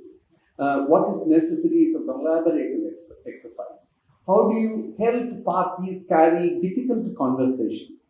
How do we ensure that the things of what cannot be easily conveyed to the other, they are done through a person who is trained in law to help navigate conversations and secure results which are enduring. So therefore, this is the kind of a work which I am now actively involved in. And I said my own abiding interest in medicine and law gave birth to what started with an accident compensation and a measure of compensation, awarding compensation to a mental injury, gave birth to a whole new interest to read more about the forensic aspects of medicine. Therefore, Modi's medical jurisprudence and toxicology, students of law must have known, and I've been associated as the editor in the last 5 editions from 2002. Now, please remember, now the 6 o'clock, if there is a campaign time is over, nobody shall speak politics. My Modi is not the President Modi. Modi is Dr. Modi, who died in 1954. So therefore, non-political approach of what I am saying, that was my interest. And medicine and law, therefore, proved to be my interest. An interdisciplinary approach of what I understood. So much of medicine is now regulated through laws. And you must be knowing, in the last 10 years probably, from 2013 after the Nirbhaya case, where there was a rape of a young girl by five persons, and what resulted in a lot of changes in law. The criminal law underwent a big change. Consent was taken to be not ever to be presumed in any situation. And mere fact that there are no injuries on a person will not mean that the person had consented to sex. The past antecedent sexual history of a person is never relevant in a case where a person is complaining. There were so many changes which were happening. But then the police never understood. Now, penile penetration is not necessary. It could be any orifice. A person putting a finger in the earlobe of a person is just committing a rape as anyone else could be. That is a change of law which has come now. Non-penile penetration in any 9 orifices in the body by any part of any other person, from that person, or even compelling the same lady to put a finger somewhere there in the nose or mouth, it is a rape. That is how different. But the police have never understood. They will still ask the doctor, because I was running a workshop with 2 other persons in Delhi under the aegis of the High Court. The Chief Justice Geeta was a very close friend of mine. So he made me as a forensic expert with 2 other persons. So Padma from Bombay, CHAT, and one forensic expert from the university, from Bangalore University, Jagdish Reddy. All 3 of us conducted workshops. We used to ask doctors, what kind of report are you writing? If this was especially a workshop only for doctors. For all the 9 districts, we had continuously 6 weeks of training. And we would ask, why would you say anything about the vaginal orifice admits of 2 fingers? And habituated to sex. What is the need for you to be saying when the law has changed? What is the need for you to be doing that? Sir, the police will ask us to do that. Pendulous breast, therefore used to sex. All kind of things of generalizations of what you simply would avoid will still be done by doctors, because they're compelled or they're made to do something by the police. Police will never grow. They will look to the 18th century law, what existed when James said something, and that's what will still be followed. Now things have changed, and therefore so many things. Between 2013, now we have new mental health care bill. where mental health care makes possible even suicide, for instance. It's a mental illness. It's not an offense. It's what it comes to be done. IPC provision has not been taken away, but then you have a Mental Health Care Act. There is a presumption taken that any person who is attempting a suicide is mentally sick and therefore not really capable of taking a decision. You can't punish a person. That's how we have changed the law. Now we have Surrogacy Act. Again, a very important enactment. IVF the Act, how it should be done. Surrogacy are major issues. Termination, medical termination of pregnancy has undergone a change. Changes relating to women and autonomy have come through big amount of changes in the last 10 years. Changes which are very important. In fact, there was one particular case of how even that autonomy to what extent now from the period of where a person could opt for a termination of pregnancy or what was previously 12 months and now it was 20 months, now it has gone up to 24 months with 2 persons to approve. So yes, so 2 weeks, for 24 weeks, not months, sorry. So these kind of changes, in spite of that, there was a woman who came to the Supreme Court, filed an application under Article 32. 32 is a fundamental right. You have a right of a body, you have an autonomy to choose what you do. And this woman said, no, I want to terminate pregnancy. I did not know till I had come to the 26th week that I was pregnant. She was saying she was feeding a baby and she therefore never had menstruation. She never had, and she believed she was a lactating mother and therefore would not have become pregnant, but she had become pregnant. And there was some issue where when she went to court, first court said, she said, that lady said, I'm a poor person, my family is poor, I won't be able to support, we already have 2 children, the 3rd daughter or 3rd child could be a problem, I don't want it. First judge felt very happy, said yes, and there was a medical committee which also said yes, but the person seems to be unhappy, but doesn't want to do. AIIMS doctor, probably your colleague, wrote out a letter to the Chief Justice. I was also a part of the committee. I was compelled to do by what a majority decided. But then I think the child will survive. There is nothing wrong with the child. So that there is no abnormal fetal condition for a child. Beyond 26 weeks, mother doesn't like it. Can you terminate? No, the autonomy does not extend up to that, is what the Supreme Court said. What had happened was, originally the Supreme Court had passed an order, said yes, terminate. The termination would have happened there in the morning, the order was passed in the evening, the next day it would have been done. Late in the day, a letter was placed by the Registrar General, from which was written by his colleague, Tandon's colleague, and this was brought to the judge. The judge saw that, and the judge decided, no, this can't happen. No, then she said, no, probably, will I look at differently? Then place it before the Chief Justice. Chief Justice sat himself along with 2 other persons, one of whom was a woman judge, Nagaratnamma, who is going to be a future Chief Justice also. And then the Chief Justice said, no, this patient autonomy will not go as far as to even allow a mother to terminate pregnancy if there are no fetal abnormalities. Changes in law have immense potential for affecting the way we practice. That is the material which I wanted to say. And I experience so many things of what you are saying, of how you involve a policy. It is a policy now, therefore, again, to see that there are multiple technological use that you can make. Remove the system of filing and many of the administrative things to machines, and then make possible only the decision-making aspect to judges. They would do good enough. And this is how I can now, I've sat, I'm not myself a great computer expert, but then I understand in a big way, much more way that normal persons do. I can write my own codes of what I had done previously. And I was associated with that. Now we can help from a large volume of document answers. You ask a question, I can anticipate a question. And then I have a bot which will immediately answer. As you ask a question, I will be able to respond to the bot what the answer is. So we have put it through some codes for some work from trial. It is going through. In that, if that comes to fruition, we'll be able to secure quickness of dispatch of cases, where lot of assistance would be possible. Many times we find as judges, lawyers wouldn't have come prepared and there won't be appropriate assistance. It's now possible to even generate sound arguments given the basis of pleadings. So we showcased to them in Kerala. Kerala Chief Justice was someone who is technically inclined, and they have one engineer who become also a lawyer, a judge.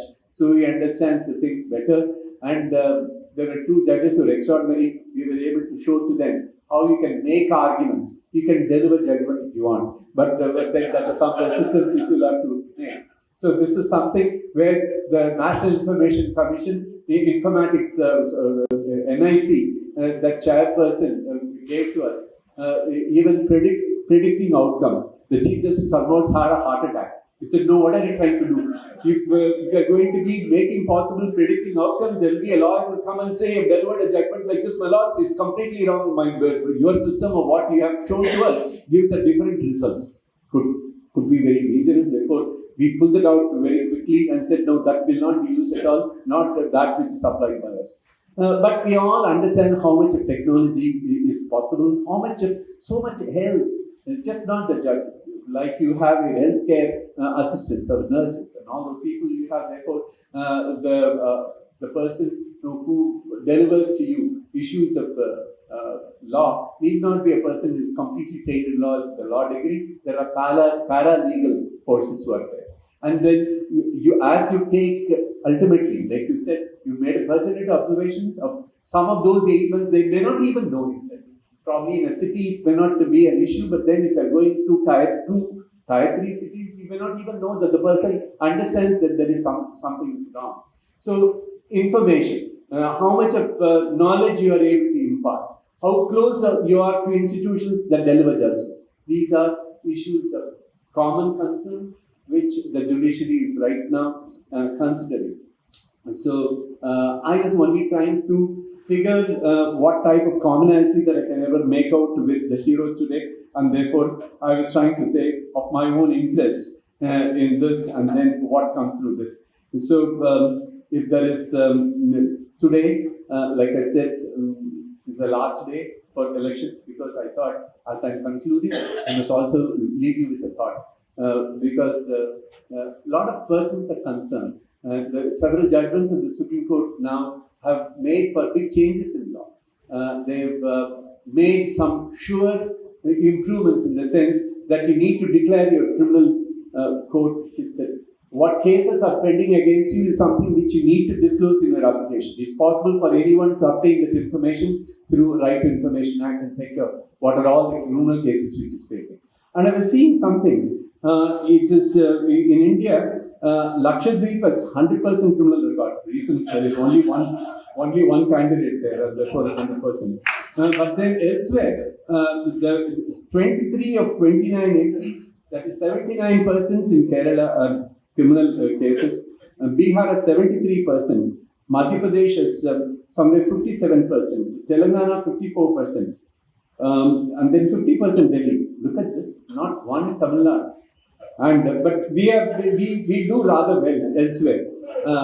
There we are good enough. Tamil Nadu comes there, grievous offences to people, and we have Andhra Pradesh, Telangana, Lakshadweep, and Tamil Nadu. We rank in that fashion.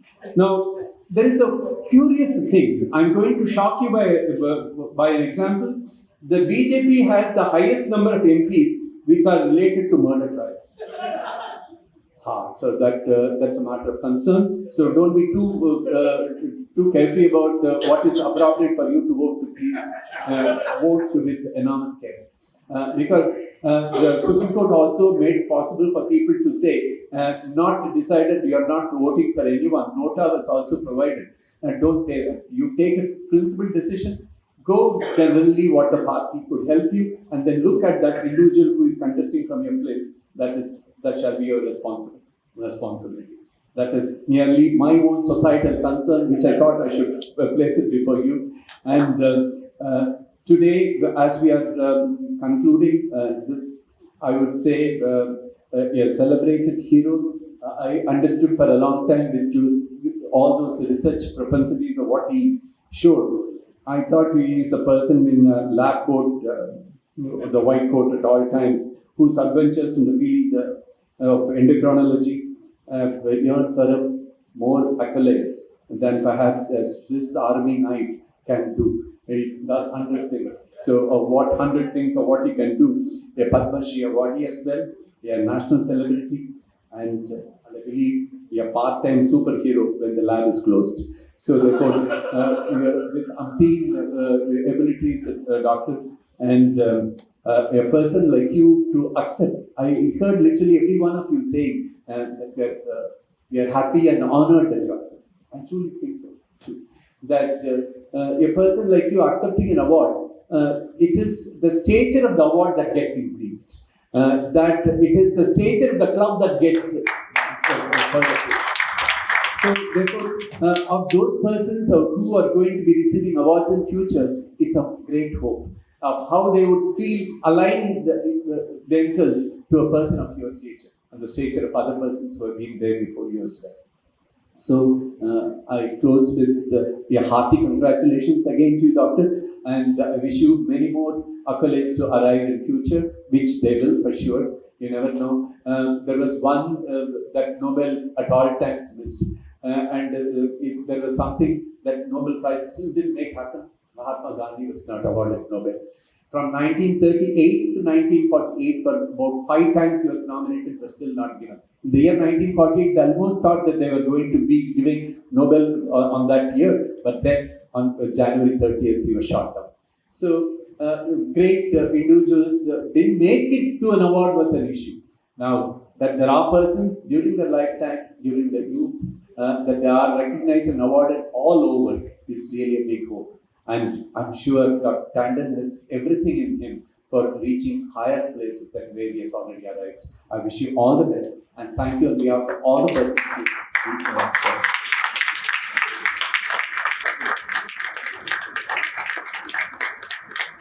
Thank you very much once again for inviting me and being part of this award. I think every year we've had a difficult decision to get the best people in, and the competition is getting stiffer than the time when I got the award, to be very honest. So, honestly, I think it's more competent people and more brilliant people for this award. And I'm really happy that Dr. Tandon got this award. And I wish, again, the club many more such endeavors which honor not only doctors, but many other professions who do a great job. I was just listening to Justice Kannan and we really enjoyed his lecture. I'm sure we'll get an award for judges too. Thank you very much, and I'm not holding you back from the evening, so thank you very much for again inviting me here.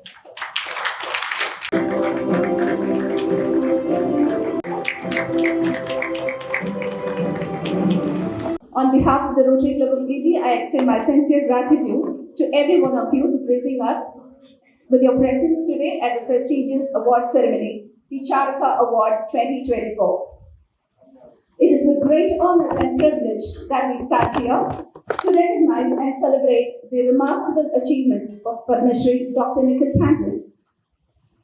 Today, we stand in awe of Dr. Nikhil Tandon's accomplishments, selfless service, unwavering dedication, and profound expertise that serves as a beacon of hope and inspiration to all of us. By bestowing this award, RCG proudly adds her name to the esteemed list of great doctors who have received before you. Congratulations on the well-deserved recognition, and may your continued endeavor inspire us to follow your footsteps. We extend our sincere gratitude to Mr. Kannan, the former judge of Punjab and Haryana High Court. We are deeply grateful for your time and wisdom, and most importantly, your wit. We could see the audience completely in awe and was immersed in your sense of humor. Thank you, Past District Governor AIIMS Nazar, for your presence at RCG reaffirms the importance of recognizing and celebrating excellence in service and both within the Rotary community and beyond. We always remain inspired by your leadership, as always. Our heartfelt gratitude to Dr. Mohan and Dr. Ajit. As the early bird recipient of the Charaka Award, they are the permanent members of the jury for the nominations of the Charaka Award. Without They are benchmarking high ethical standards and integrity. Charaka Awards would not have been national in its 11th year. Salutations, Doctor. And no amount of word is adequate enough to express our gratitude. Our event chairman, Rotarian Venugopal, your indelible efforts have not gone unnoticed over the years, and the passion with which you bring out the best doctors in the field for the award is praiseworthy. I'm at loss of words to thank our President, Rotarian Balachandra, First Lady Raji, and Club Secretary Suresh for their continued support. Thank you, Annette Swatsna, for the sweet rendering of four-way test. Dr. Ramya for the lovely thought for the day, and Rotarian Radha for giving us the glimpse of Charaka Award. Thank you, and Meenakshi for reading us the award citation, and Alamelu and Satish for those wonderful introductions. And this evening would not be a fulfilling event, but for our eloquent, young at heart masters of ceremony, and Janaki and Sivagami.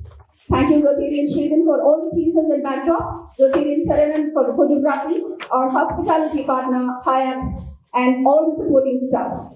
And finally, a big thank you for all the members of RCT who have come here today evening with their families to make this event the most memorable one.